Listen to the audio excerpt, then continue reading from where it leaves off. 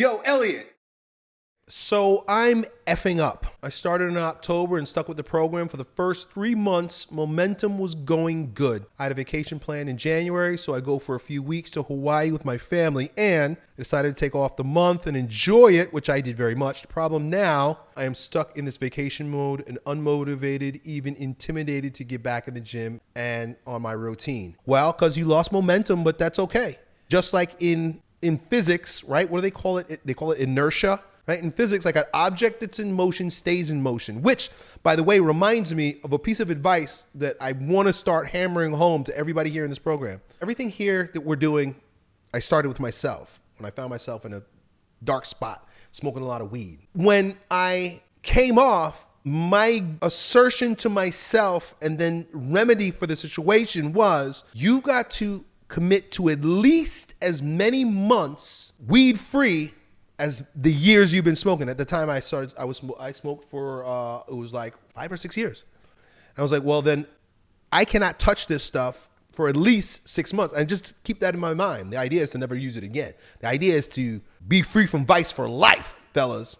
You know, that might not sound good, but ultimately that's the conclusion you come to. And it's taken me years to get to that. It's like, no, you don't toy, you don't tempt, you don't mess with those things that get you trapped. So, 3 months is not a lot, especially given that most of us are living in vice for 10 years. The missions that I give you guys here in this program is the best way to break away from all forms of vice. The 72-hour fast coupled with the austerities is medicine, but you can't stop taking the medicine. Why? Because you lose momentum and then you get stuck in inertia. And then all the old demons come back. And you know what? When we are in vice, it may not be that we have demon infestation, like our demons are possessing us. That's not what I'm talking about, although that does happen to people. Each of us are psychologically compatible with certain types of demons.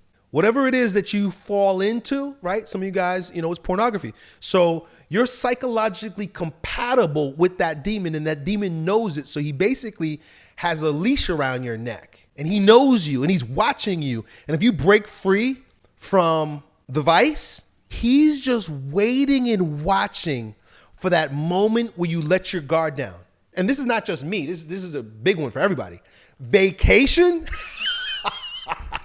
If you don't go into vacation prepared, you're gonna lose. Vacations suck. I don't want vacations. I don't like vacations because vacations are a near occasion of sin. You got to know your own triggers, and it's fine. You're young and you're doing this. And so, okay, I noticed. I went on vacation for a few weeks. I decided to take the month off. Okay, good. I'm happy you did that so that you can now see how weak you actually are. I'm happy that you did that so that now no, you can't take weeks off. I've done that before. I did that to myself this summer.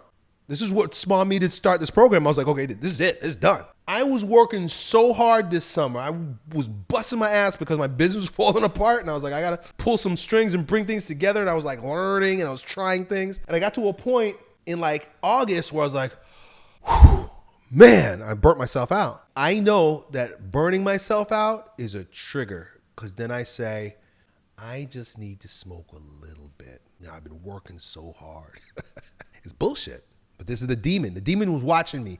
The demon was watching me like, okay, you working hard. He knows me better than I know myself. But I'm watching myself now too, so he can't trick me as much. Whenever I'm working hard and putting in time and grinding in an imbalanced way, I'm vulnerable.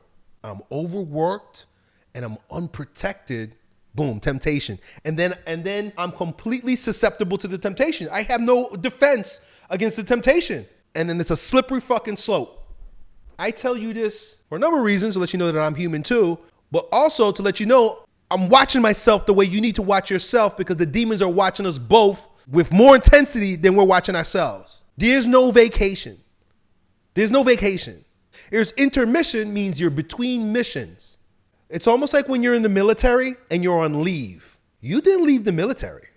You're on leave. That means if you fuck up while you're on leave, you're in big trouble with the military.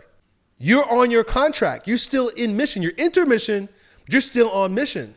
We don't have the luxury or the time, fellas, to fall off and be out of mission. We don't have time for that, guys. If you're drunk, if you're high, if you're spilling your seed all over the place by jerking off the porn, you're not going to survive. We got to be clean. We got to be strong. You know what? I used to say stay strong. I say stay strong. It's like a thing a strong man say. But you guys notice that when I'm talking to you guys, what do I say? Stay vigilant. Stay vigilant. I'm always telling you guys, stay vigilant. Even if you're on vacation, you gotta have one eye open. You can't afford to go. A man does not have the comfort. He does not have the luxury of going unconscious ever. It's not proper for the state of a man to ever go unconscious. You must remain vigilant, my brother. Even if you close one eye, keep one eye open. Done. Yo, Elliott.